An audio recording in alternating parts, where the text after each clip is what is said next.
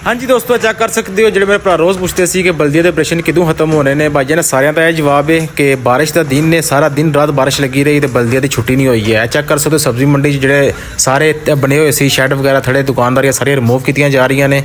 जिन्ने shed check कर सकते हो वो साजिद साहब रोक रहे हैं बकट वाले को रुक जाओ, उत्ते कोई समान लगे मैं पखे वगैरह तो बल्ब वगैरह उन्होंने रोक रहे हैं। तो चेक कर सकते हो बकट वाले की सपोर्ट के नाल उत्ते हो गए तो उन्होंने सारे रिमूव किए हैं।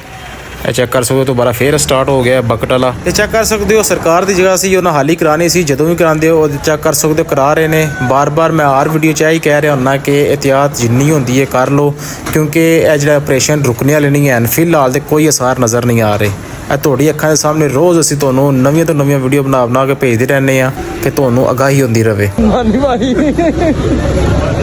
तो चेक कर सकते हो सब्जी मंडी ग्रैंड ऑपरेशन का यह स्टार्ट है। अगे कि तुम वेखते जाओ कितनी तबाही कितना सारा एरिया कवर हो रहा है।